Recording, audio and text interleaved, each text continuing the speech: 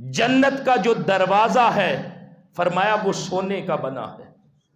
اب ذرا سنتے جانا، فرمایا جو جنت کا دروازہ ہے یہ سونے کا بنا ہے، اور پھر جنت کا دروازہ فرمایا یہ 500 سال راہ کی مسافت، اتنا بڑا دروازہ ہے، اس کی اتنی زیادہ وسعت ہے۔ جنت کے جو رضوان جنت ہیں انہوں نے آقا علیہ السلام کی بارگاہ میں عرض کیا، حضور آپ کو مبارک ہو، جنت کا جو اکثر حصہ ہے وہ آپ کی امت کے ساتھ بھرا جائے گا۔ اور پھر رضوان جنت ان کے 8 خلیفہ ہیں، جنت کے 8 دروازے ہیں، 8 دروازوں پر رضوان جنت کا ایک ایک خلیفہ تعینات ہے، اور ہر خلیفہ کے ساتھ 7 لاکھ اللہ رب العزت کے نورانی فرشتے ہیں۔ جنت کا جو مکان ہے وہاں پر جو اینٹیں ہیں وہ سونے اور چاندی کی ہیں، گارے کی جگہ مشک اور زعفران استعمال کیا گیا ہے، اور جنت کی جو سڑکیں ہیں 70,000 برس کی راہ چوڑی اور کشادہ ہیں، 70,000 برس کی راہ چوڑی اور کشادہ ہیں، جن پر سائڈوں پر کنگرے جنگلے لگے ہیں جو سورج کی طرح چمکتے ہیں اور چاند کی طرح دمکتے ہیں۔ جنت کے اندر ایک نور کا بنا ہوا شہر دیکھا، اور وہ شہر اس دنیا سے فرمایا 1000 گنا بڑا تھا۔ جنت کا ایک شہر اس دنیا سے فرمایا 1000 گنا بڑا تھا، اور پھر اس شہر کے 1 لاکھ دروازے ہیں، پھر فرمایا ہر دروازے کے سامنے ایک باغ ہے، ہر باغ میں ایک بالا خانہ ہے، اور فرمایا ہر دروازے کے سامنے ایک جو تخت ہے نور کا وہ بچھا ہوا ہے، اور اس کے اوپر نور کا فرش بچھا ہوا ہے۔ نورانی تخت کے اوپر ایک جنتی حور بیٹھی ہے، اس قدر حسین ہے اگر اس کی انگلی کا ایک پورا فرمایا اس دنیا میں ظاہر ہو جائے تو یہ جو سورج کی روشنی ہے اس کے سامنے کم پڑ جائے۔ اگر اس حور کا ایک پورا فرمایا دنیا میں ظاہر ہو جائے، اس فرشتے نے عرض کی یا رسول اللہ علیہ وسلم یہ جنتی حور اس کے لیے ہے جو دن اور رات کثرت کے ساتھ اپنے رب کو یاد کرتا ہے، جس کے شب و روز اللہ کی عبادت اور بندگی میں گزرتے ہیں، جس کا لمحہ لمحہ اللہ کے ذکر اور یاد میں بسر ہوتا ہے۔ فرمایا یہ اس کے لیے ہے۔ معراج کی رات فرمایا دیکھا کہ ہر مکان کے 70 ہزار حجرے تھے، اور ہر حجرے میں یہ جو ریشم کے فرش ہیں 70 ہزار ریشم کے فرش بچھے ہیں، اور وہاں پر جو نور کے تخت ہیں میرے آقا نے فرمایا ان پر جو جنتی حوریں ہیں وہ بیٹھ کر ترانے گا رہی ہیں، اور ہر حور کی شان کیا ہے؟ فرمایا اس کی 40 ہزار خوشبودار زلفیں ہیں، 40 ہزار انہوں نے زیورات پہنے ہیں، اور ان کے زیورات کی چھن چھن سے فرمایا 40 ہزار الگ الگ جو آوازیں ہیں وہ نکلتی ہیں، کہ بندہ جو آواز سنتا ہے اس کے دل کو وہ آواز لباتی ہے، یعنی اس میں اٹریکشن، اس میں کشش اتنی ہے۔ اور پھر میرے آقا نے فرمایا وہ جنتی حوریں نور کے تختوں پر بیٹھ کر یہ ترانے گا رہی ہیں کہ ہم خوش ہیں، کبھی ناراض نہیں ہوں گی، ہم اللہ کی نعمتوں میں ہیں، کبھی مفلس نہیں ہوں گی، ہم لباس میں ہیں، کبھی برہنہ نہ ہوں گی، ہم جوان ہیں، کبھی بوڑھی نہ ہوں گی، ہم زندہ ہیں، ہمیں کبھی موت نہیں آئے گی۔ پھر میرے آقا نے فرمایا وہ جنتی حوریں کہتی کیا ہے؟ خوش نصیب ہے وہ شخص جو ہمارے لیے ہے اور ہم اس کے لیے ہیں۔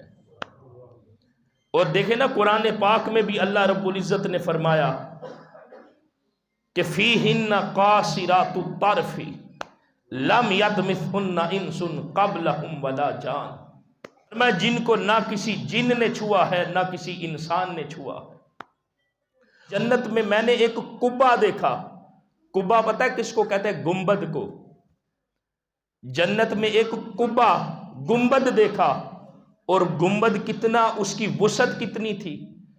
فرمایا اس کی وسعت اتنی تھی کہ اگر دنیا میں جتنے جن و انس ہیں اگر یہ سارے اکٹھے ہو جائیں تو اس قبے میں گنبد پر ایسے لگے جیسے پہاڑ کی چوٹی پر بیٹھا ہوا ایک پرندہ نظر آتا ہے۔ یعنی اس قبے کی گنبد کی اتنی وسعت ہے۔ میرے آقا صلی اللہ علیہ وسلم نے جب وہ قبہ گنبد دیکھا تو واپس مڑنے لگے۔ فرشتے نے عرض کی یا رسول اللہ علیہ وسلم اس کے اندر تشریف لائیں۔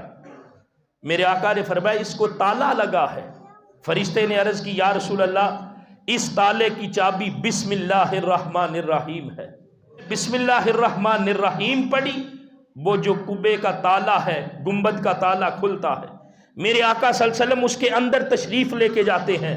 فرمایا میں نے اس گنبد کے اندر ایک نہر دیکھی جو لفظ اللہ کی ہاں سے نکل رہی تھی۔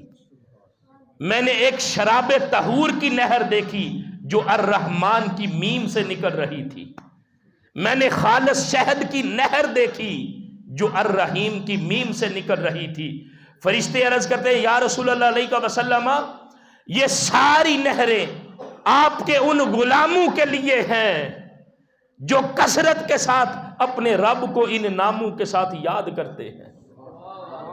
جنت کے اندر درخت دیکھے، جنتی درخت دیکھے، اور ایک ایک درخت کا سایہ کتنا ہے؟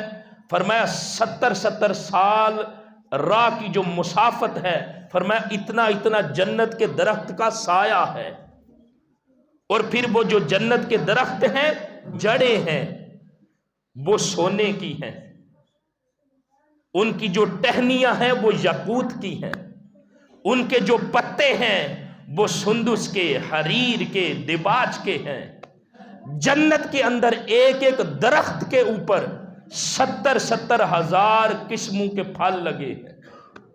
ایک درخت کے اوپر 70 ہزار قسم کے پھل اور میوے ہیں۔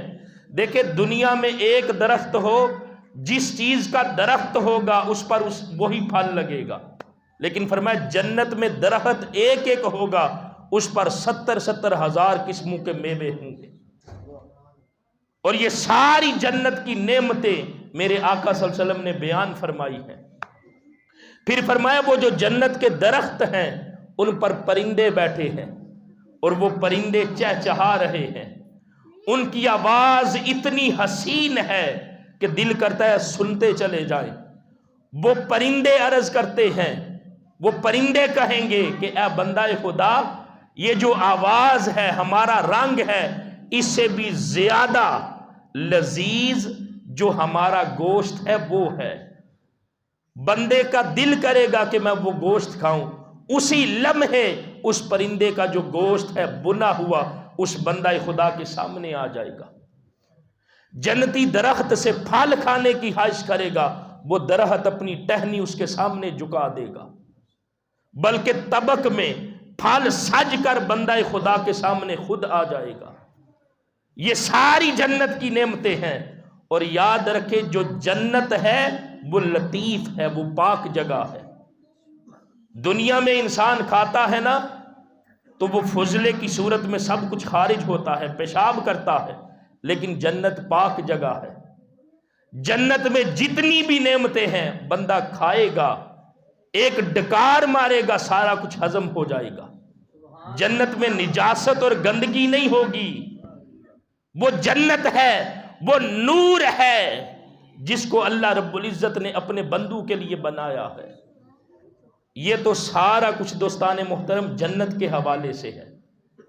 یہ ساری نعمتیں ہیں، یہ میرے آقا صلی اللہ علیہ وسلم مبشر ہیں، اپنی امت کو خوشخبری سنائی۔ اب تھوڑے سے لمحے کے لیے میرے آقا صلی اللہ علیہ وسلم نے جو دوزخ کا ذکر کیا اس کے حوالے سے بھی ذرا سنیں، اس لیے کہ آج کے دور میں اس امت مسلمہ کے نوجوانوں کو آقا علیہ السلام نے جو اپنی احادیث کے ذریعے سے نوجوانوں کو جو دعوت فکر دی ہے، اللہ رب العزت کے عذاب سے جو ڈرایا ہے، آج کے حالات تقاضا کر رہے ہیں کہ امت مسلمہ کے سامنے وہ بھی سب کچھ بیان کیا جائے۔ صرف یہاں تک نہ رہیں کہ لوکاں منو آن ڈرایا رات قبر دی کالی۔ دیکھیں لوکاں نہیں ڈرایا، ڈرایا کس نے ہے؟ اللہ کے محبوب نے ڈرایا ہے۔ اللہ کے محبوب علیہ السلام نذیر بن کے آئے ہیں۔ میرے آقا کی شان یہ ہے، جو کچھ میرے آقا صلی اللہ علیہ وسلم نے اللہ کے عذاب کے حوالے سے بیان کیا ہے، میرے آقا صلی اللہ علیہ وسلم نے فرمایا میں نے دوزخ کا مشاہدہ کیا۔ دوزخ کا جو دروازہ ہے اس کا نام ہے باب الامان۔ دروازہ دوزخ کا ہے اور نام کیا ہے؟ باب الامان، امان والا دروازہ۔ اب یہ کیوں نام رکھا؟ جب اللہ پاک نے دوزخ کو پیدا کیا تو ساری مخلوقات نے اللہ رب العزت سے دوزخ کے عذاب سے پناہ مانگی، تو ان کو پناہ دینے کے لیے دوزخ کے دروازے کا نام باب الامان رکھ دیا۔ نام باب الامان رکھا، اور اس دروازے کی جو وسعت ہے کتنی ہے؟ فرمایا عرش سے لے کر فرش تک یہ جو مسافت ہے وہ اس دروازے کی وسعت ہے۔ اور پھر میرے آقا صلی اللہ علیہ وسلم نے فرمایا کہ میں نے دوزخ میں جو سخت مزاج فرشتے ہیں وہ دیکھے، جن کے ہاتھوں میں آگ کے گرز ہیں، جن کے نتنوں سے آگ نکل رہی ہے۔ پھر میرے آقا صلی اللہ علیہ وسلم نے دوزخ کے مختلف طبقات دیکھے، مختلف طبقات دیکھے۔ جو سب سے نچلا طبقہ ہے، جس میں سب سے سخت ترین عذاب ہوگا، وہ بڑے بڑے کافروں کے لیے، فرعون کے لیے، نمرود کے لیے، شداد کے لیے، منافقین کے لیے ہے۔ اور پھر جو چھٹا طبقہ مشرکین کے لیے ہے جو اس سے اوپر ہے۔ پھر جو اس سے اوپر طبقہ ہے وہ یہودیوں کے لیے ہے، اسی طرح ایک عیسائیوں کے لیے ہے۔ اور جو دوزخ کا سب سے اوپر والا طبقہ ہے، جس میں سب سے کم عذاب ہوگا، اس عذاب کی نوعیت کیا ہے؟ اس میں بھی 70,000 دریا عذاب کے جاری ہیں۔ 70,000 دریا عذاب الہی کے جاری ہیں، اور ان دریاؤں کے چلنے کا جو شور ہے دنیا والے سن لیں تو اس دنیا میں جتنے جاندار ہیں وہ اس کا شور سن کر ہلاک ہو جائیں۔ وہ اس قدر دردناک عذاب ہے، فرمایا اگر کوئی زیرو سن لے تو اس کی جان نکل جائے۔ وہ جو سب سے اوپر والا طبقہ ہے جس میں عذاب کی نوعیت سب سے کم ہے۔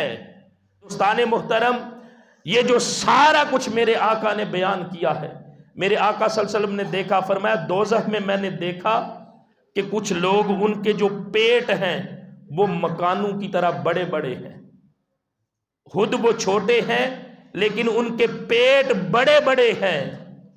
اور وہ کس وجہ سے ہیں؟ فرمایا یہ حرام کھانے کی وجہ سے ہے۔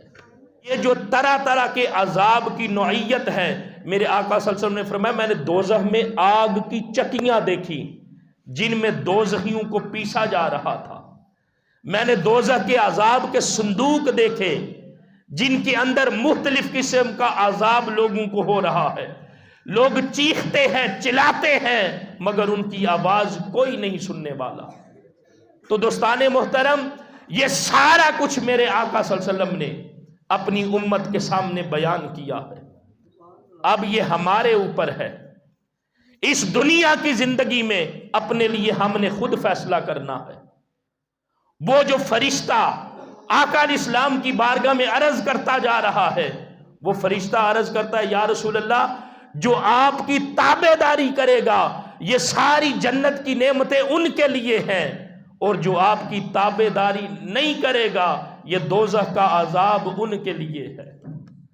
اب ہمارے اوپر ہے کہ ہم اس دنیا کی زندگی میں کس راستے کا انتخاب کرتے ہیں، کس راستے پہ خود کو چلاتے ہیں۔ اس دنیا کی زندگی میں، اس دنیا کی زندگی میں ہمارے لیے جو سب سے بڑی نعمت ہے وہ وجود مصطفیٰ ہے، جن کے صدقے سے میری اور آپ کی کل قیامت کے دن نجات اور بخشش ہونی ہے۔ لیکن دوستان محترم، ہم نے راستے کا انتخاب کرنا ہے۔ اگر آقا علیہ السلام کی فرما برداری کریں گے تو خود کو جنت کے راستے پر لے کے جائیں گے، اگر آقا علیہ السلام کی نافرمانی کریں گے تو خود کو دوزخ کے راستے پر لے کے جائیں گے۔